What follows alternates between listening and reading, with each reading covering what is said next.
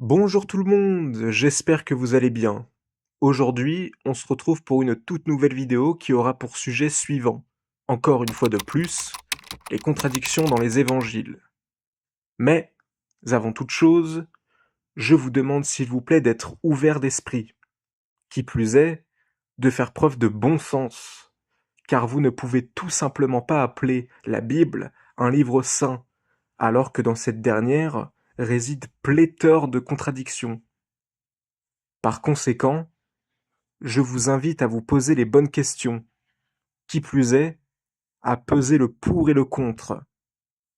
Voilà, c'est tout ce que j'avais à vous dire pour cette infime introduction. Quant à moi, je vous dis bonne écoute, alors commençons tout de suite.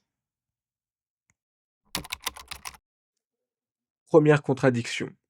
La première contradiction est la suivante. Cela se passe au moment de la crucifixion de Jésus-Christ. Lorsque Jésus-Christ était sur la croix, dans l'évangile de Jean, chapitre 19, verset 30, il est écrit ceci. Quand Jésus eut pris le vinaigre, il dit, tout est accompli, et, baissant la tête, il rendit l'esprit. Retenez bien tout le verset. Quant à l'évangile suivant, il est écrit ceci, dans Luc, chapitre 23, verset 46. Jésus s'écria d'une voix forte, Père, je remets mon esprit entre tes mains, et, en disant ces paroles, il expira. Dès lors, il est facilement repérable qu'il y a bel et bien une contradiction. Dans l'un, il est écrit que Jésus prit le vinaigre en disant que tout est accompli, et dans l'autre, il s'écria, Père, je remets mon esprit entre tes mains, mais où est donc passé le vinaigre et la fameuse phrase tout est accompli? Nulle part. Cela prouve encore une fois de plus que les évangiles sont contradictoires.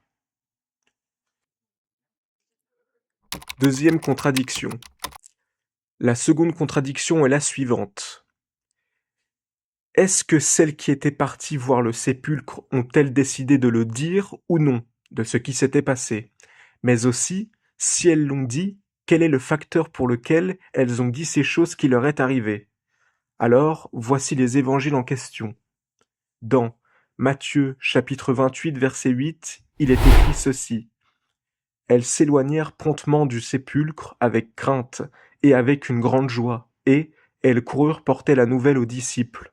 Verset 9. Et voici, Jésus vint à leur rencontre et dit, Je vous salue. Elles s'approchèrent pour saisir ses pieds, et elles se prosternèrent devant lui. Alors là, comprenez bien qu'elles sont plusieurs à apercevoir le Christ, mais aussi, ces dernières courent porter la nouvelle aux disciples. Notez bien ceci. Voyons le prochain.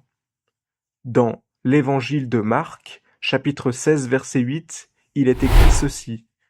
Elles sortirent du sépulcre et s'enfuirent. La peur et le trouble les avaient saisies, et elles ne dirent rien à personne à cause de leur effroi. Verset 9. Jésus étant ressuscité le matin du premier jour de la semaine, apparut d'abord à Marie de Magdala, de laquelle il avait chassé 7 démons.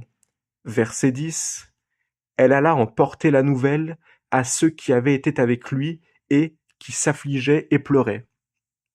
Donc là, on apprend que le Christ s'est montré à Marie de Magdala et uniquement par la suite, cette dernière a partagé ce qui s'était passé.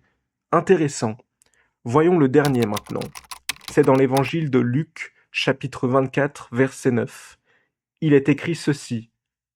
À leur retour du sépulcre, elles annoncèrent toutes ces choses aux 11 et à tous les autres. Verset 10. Celles qui dirent ces choses aux apôtres étaient Marie de Magdala, Jeanne, Marie, mère de Jacques, et les autres qui étaient avec elle. Là, voyez-vous, ce qui est intéressant est que Jésus-Christ ne s'est pas montré à ces femmes-là, alors que dans les autres évangiles, c'est bel et bien le cas. Une fois de plus, nous pouvons amplement constater une autre contradiction. Bien. Après avoir donné pas mal de contradictions dans les évangiles, suite à cela, je tiens quand même à préciser certaines choses, afin que cela ne soit pas abscon pour la majeure partie d'entre vous, mais que cela soit le plus limpide pour votre compréhension. Mais aussi, Vous ne pouvez tout simplement pas appeler la Bible un livre saint, car comment un livre dit saint peut porter des contradictions? Cela n'a tout bonnement aucun sens. Sachez aussi que je ne fais point ce genre de vidéo pour dénigrer ou persifler une religion, mais bel et bien par amour et pour la vérité, car je suis en recherche de la vérité, et visiblement cette dernière ne se trouve point dans la Bible, car il y a des contradictions, mais sûrement dans un autre livre. À suivre.